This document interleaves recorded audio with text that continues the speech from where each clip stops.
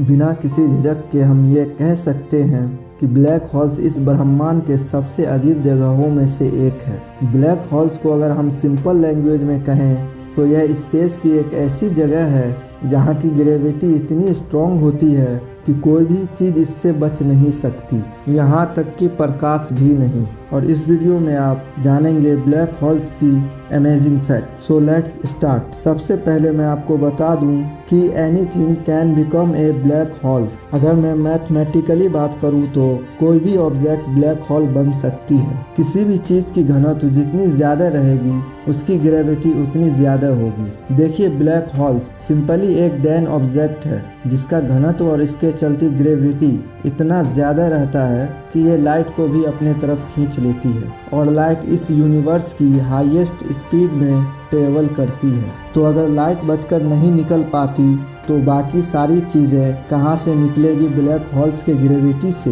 पर किसी भी एलिमेंट को ब्लैक होल्स बनाना तभी पॉसिबल है अगर हम किसी भी ऑब्जेक्ट को बहुत ही ज़्यादा कॉम्प्रेस कर दें। अगर आप माउंट एवरेस्ट को कॉम्प्रेस करके 1 नैनोमीटर से कम साइज में कर दो तब वो ब्लैक होल्स बन जाएगी। अगर आप धरती को कॉम्प्रेस करके 1 चने के दाने जितना कर दें तो धरती भी ब्लैक होल्स बन जा सकती है।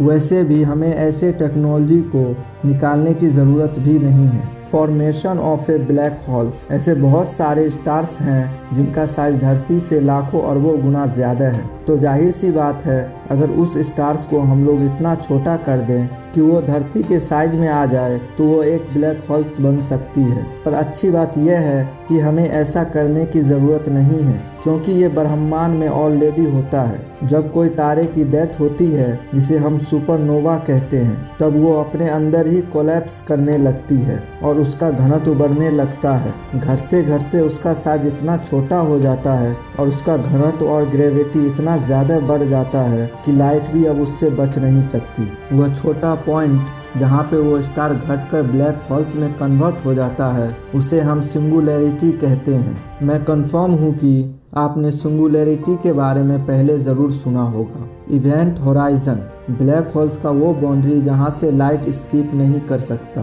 उसे हम इवेंट होराइजन कहते हैं। मतलब इवेंट होराइजन से पहले लाइट बच के जा सकती है और उसके आगे नो चांस। ब्लैक होल्स को हम ब्लैक होल्स क्यों कहते हैं? क्या आपको पता है कि ब्लैक होल्स को ब्लैक होल क्यों कहते हैं?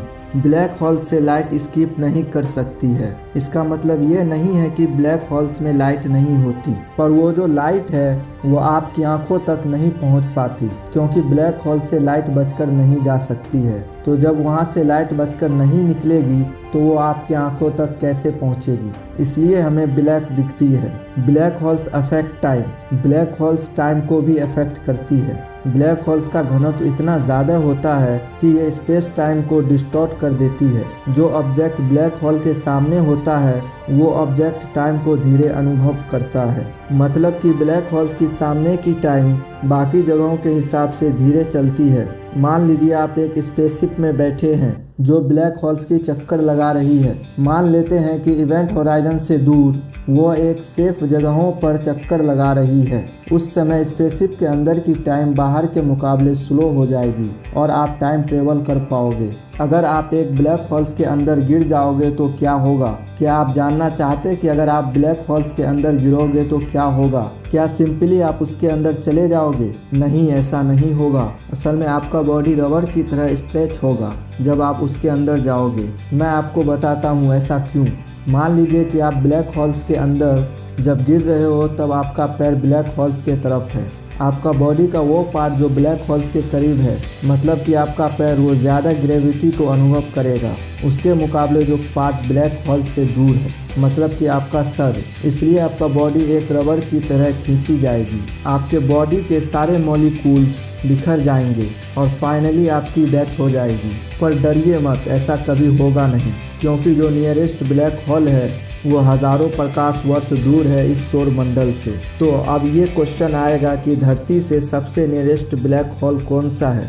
और एक क्वेश्चन आएगा कि ब्लैक होल्स धरती को निगल सकती है। जैसे कि मैंने कहा कि वो ब्लैक होल्स हजारों प्रकाश वर्ष दूर है। सिग्नियस X1 नाम का एक ब्लैक होल्स है जो धरती से 6000 प्रकाश वर्ष दूर है और उसका मास सूर्य से 15 गुना ज़्यादा है, पर वो इतना दूर है कि धरती या फिर सौरमंडल पर इसका कोई प्रभाव नहीं पड़ेगा। सो आपको डरने की कोई ज़रूरत नहीं है। अगर वीडियो पसंद आया तो प्लीज़ लाइक एंड सब्सक्राइब करना ना भूलें।